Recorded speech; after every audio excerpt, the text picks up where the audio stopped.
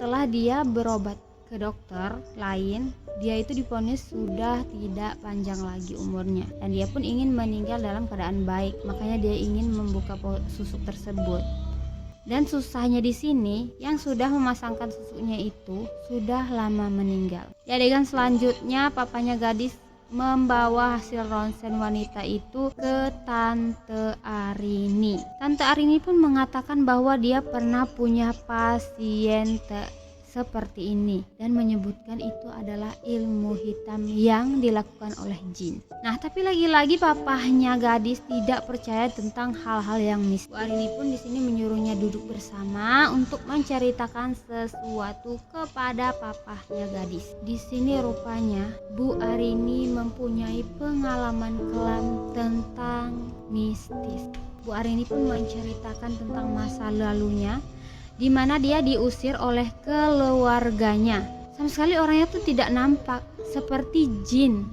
Di sini pun ayahnya mengusir dia dari rumah sampai si Bu Arini ini pergi sendiri dan melahirkan bayinya sendirian. Bu Arini pun menceritakan pada saat dia melahirkan anak tersebut. Nah, bayinya tuh seperti bayi manusia, sehat dan normal gitu. Nah, tapi yang anehnya ketika susternya itu meletakkan bayinya di tempat bayi, tiba-tiba bayinya itu menghilang. Suster pun bingung, bayi itu kemana?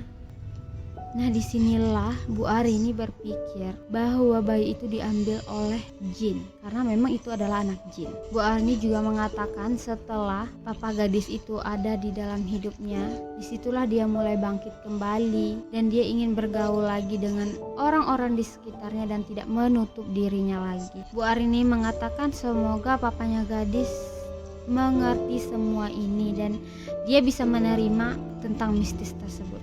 Sampainya Bu Arini di rumah dan dia masuk ke kamarnya. Bu Arini pun di sini langsung bersih-bersih. Tapi tiba-tiba Bu Arini merasakan hal-hal yang aneh lagi. Dia seperti mendengarkan suara-suara dari dalam rumahnya dan dia kembali mengingat masalah jin tersebut. Bu Arini pun di sini terlihat lemas. Di sini dia ngidupin TV dan dia langsung buru-buru membuka tasnya untuk meminum obat penenangnya. Tapi tiba-tiba saja Bu Arini di sini pingsan. Di dalam mobil perjalanan pulang, papa gadis pun di sini mulai memikirkan hal-hal mistis tersebut.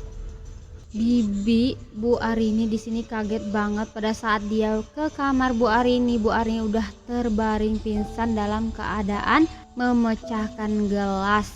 Nah, pembantunya Bu Arini pun di sini tiba-tiba menelpon papahnya gadis untuk mengabari tentang kejadian yang terjadi baru aja di kamarnya Bu Arini. Dia mengatakan Bu Arini sedang pingsan dan papanya gadis pun mengatakan dia akan segera ke sana. Gadis khawatir di rumah karena papanya sudah larut malam tapi belum datang-datang juga. Gadis mulai khawatir, curiga karena tak biasanya papanya tuh pulang jam segini.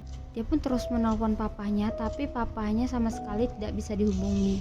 Gadis pun memutuskan untuk menelpon putra. Gadis memberitahu kepada putra bahwa papanya belum pulang sampai saat ini. Dia takut terjadi apa-apa dengan papahnya. Dia pun minta tolong kepada putra untuk mengantarkan dia mencari ayahnya. Putra pun menyetujui rencana gadis tersebut. Putra pun melancarkan aksinya. Secara diam-diam dia keluar dari rumahnya untuk menolong gadis. Sampainya ke rumah sakit di mana tempat kerja ayahnya gadis. Tapi gadis tak menemukan ayahnya sama sekali di tempat kerjanya. Dia pun kembali menelpon papahnya, tapi papahnya tak mengangkat telepon tersebut.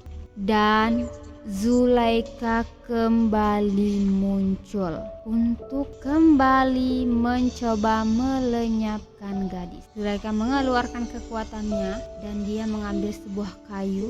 Dia pun mengangkat kayu tersebut dan melemparkan ke arah gadis dan putra. Oke guys, sampai di sini dulu perjumpaan kita, review kita di Gadis Titisan Jawara.